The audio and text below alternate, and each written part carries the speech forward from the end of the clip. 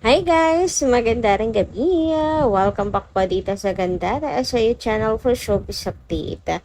Ang tatalakayin nga natin ngayon at pag-uusapan mga Kimpaw ay mayroon nga pong kinalaman dito nga po sa secret ng showbiz girlfriend di umano ni Paula Avellino. Nako, grabe mga Kimpaw.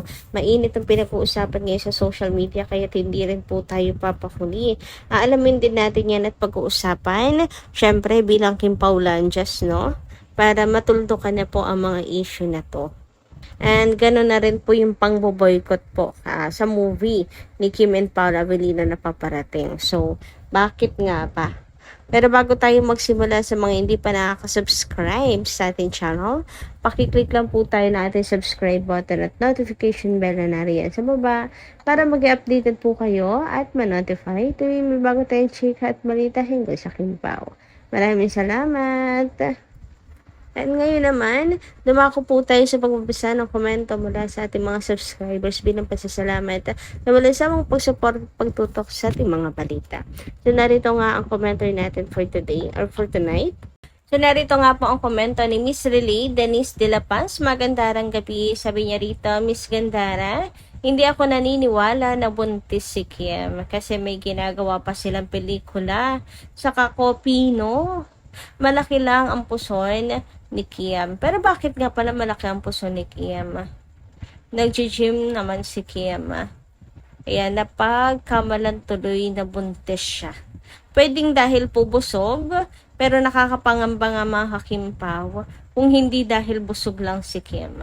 Kasi lagi po yung tiyan ni Kim nakaumbok talaga. Eh, dalawa lang naman, ay tatlo lang pala yan mga Kimpaw. Hindi nag-workout, buntis, at ang pangatlo mga Kimpi ay mayroon pong problema sa loob. Kaya hindi po nawawala at hindi po pumapayat na mga Kimpaw. Pero sana naman dahil lang busog si Kim, no? Anyway, dumako naman tayo ngayon at pag-usapan mga Kimpaw. Pumapatungkol nga po dito sa tamang pagbehave kay Chinita Princess kasi sumusobra na talaga siya mga Kimpaw. Anyway, sabi naman dito ni Miss Venus Pamatian, best friend si Vice at si Anne. Kaya nga nagpapa-block screening si Anne sa movie ni Vice. Yung nandoon ang Kimpaw sa block screening na yun.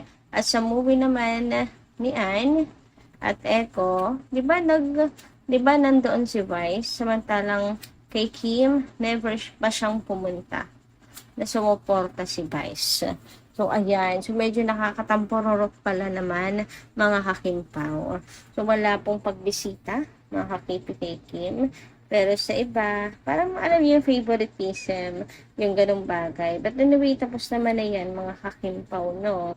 Sana lamang po sa susunod, may pa-black screening na sila sa movie nila Kim and Paula Avellino. At masuportahan naman nila ang movie ng Kimpaw and kahit ang series na kanilang ginagawa. Anyway, congratulations pa din kay Anne, kay Vice sa mga award na natatanggap nila mga Kimpaw.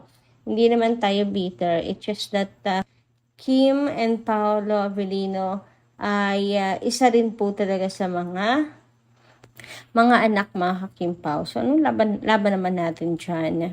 O, dito pa lang po, talagang nangongontrol na rin sila. How much more pa mga Kimpaw sa mga susunod?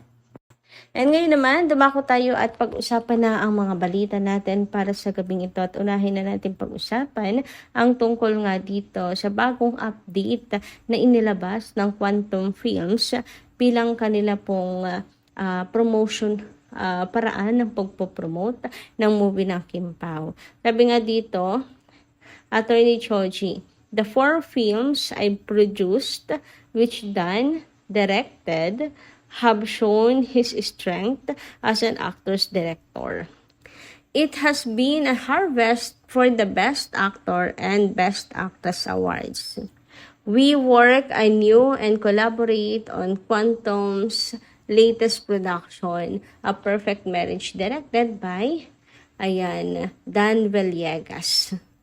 Anyway, sabi naman dito, Kim Pao is ready to showcase a whole new level of acting.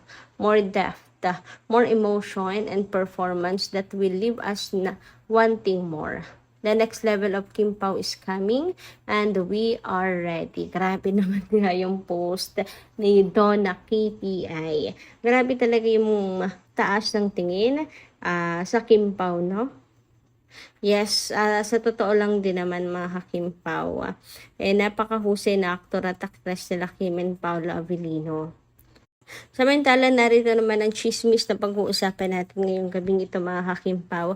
At ito nga ay tungkol po sa negosyante na napupusuan daw ni Pao. Sabi dito, hot news. May napupusuan daw si Paolo na non-showbiz na negosyante at walang relasyon ang Kim Pao. Ayon sa isang kilalang psychic. So, sino naman kaya yan mga Hakim Pao? Grabe, ganito na lang po parate ang atin pong nababalitaan. Puro negative. Ang gulo na nga ng mundo natin, nakikisabay pa ngayon. Nakaguluhan ang ating mundo. Samut-sari na po ang nangyayari. Pero samut-sari din ang nasa isip ng mga tao. So, ayan. Puspusan and non-showbiz. Mukhang kung magsama-sama naman mga Hakim Pao, ay talaga mapaparusahan ng maaga yan. Kung sino man yan. Pero hindi ako naniniwala po na may negosyanteng babae, dalaga pa. Ayan, ang maliling kay Paula Avellino. Makakapagpatunay niyan mga Hakim Pao. Kayo ba, naniniwala po ba kayo sa chika na yan na may napupusuan si Paula Avellino na negosyante? Ayan, at hindi po parte ng showbiz. Ako naniniwala ako na may negosyanteng nakakapagpatibok ng puso ngayon ni Pao, pero hindi siya ng showbiz. Kapagkat ang nakakapagpatibok po sa puso ni Paula Avellino na negosyante ay si Kimi. Yes, kasi businesswoman din po talaga tong si Kim Chu. As Chinese mga Hakim Pao, talagang business-minded yan si Kimi. So, siya lang naman para sa akin ang napupusuan ni Paula Avellino.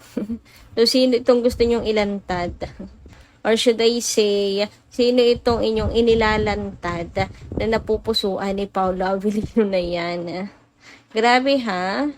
Nakalagay dito, sa basa sa mga baraha ng isang kilalang psychic na vibes niya, umano, na walang relasyon si Paula Avellino si screen partner nitong si Kim Chu. Mag-focus daw sa karera ang aktor at sa anak niyang si Aki. Hirit pa niya kung ano man daw po ang paayuda na ipinapakita ng Kim Pao, ito ay for the show o bahagi lang ng fan service. Say pa niya, meron daw napupusuan na non-showbiz na negosyante ang aktor, pero naghihintay lang daw ito sa tamang buwelo. So, sino yan mga Hakim Pao? Anyway, about naman nga po dito sa mga paayuda na yan, paano po nasabi na fan service lang yan? Lagi po silang magkasama, mga Hakim Pao. And yung pagsasama pa nila, lalo na pag nagta-travel, hindi pa po pinapaalam. And may tuturing pa nga pong lihe, mga Hakim Pao talaga. 'Di ba? Wala, bigla-bigla na lang silang nawawala. Walang post, walang pasabi. Fan service ba yun? Fan service ba yung matatawag mga Hakim Pao? Hindi. Kaya sino pa ang mauuto dyan, mga Hakim Pao? Baka mali lamang po yung pagkakabasa sa tarot card.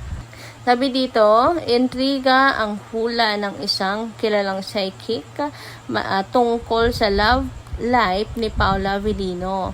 Ayon sa kanyang tarot reading, wala raw relasyon ng aktor at ang screen partner nitong si Kim Chu at mas nakatuon umano ngayon si Paula Avellino sa kanyang career at sa pakikipagbanding sa anak na si Aki. Dagdag pa ng psychic, posibleng fan service lamang daw ang ilang sweet moments ng Kim Pao habang may napupusuan umano ang aktor na isang non-showbiz na negosyante. Anong masisay mo tungkol dito? Yes, mga Kim Pao, anong masisay nyo?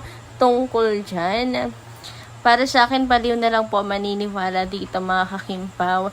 Dahil tayo yung araw-araw na nakasubaybay sa buhay nila Kim and Paula Avellino. So, alam natin yung galawan ng Kimpaw. So, paano magkakaroon ng secret girlfriend and secret boyfriend? Diba? Anyway, pag-usapan naman natin ang tungkol po dito sa pang-boycott sa movie nila Kim and Paula Avellino. Yes, mga kakimpaw. Abaw at talaga pong pinapaboycott na yan at gusto po nilang maboycott talaga na para pang may ginawa pong mali si Kim. Sabi dito ni ZMY, boycott daw ang magbabalik bayan sa movie at si Vice panonoorin. Okay lang yan kung yan ang gusto ng Kimmers Goodbye. Grabe naman. Ano yun, kinamit lang si Kim hanggang sa maging mainit ulit ang pangalan. Tapos pag okay na, sa kanya babalikan. Ay, no, dyan si Chinita Princess. Isa ngayon sa talaga naman pong napaka-importante. So, yun lang po muna guys. For today, thank you so much po sa inyong pakikinigan. Kita kasi po muli sa mga susunod na chika. Maraming salamat!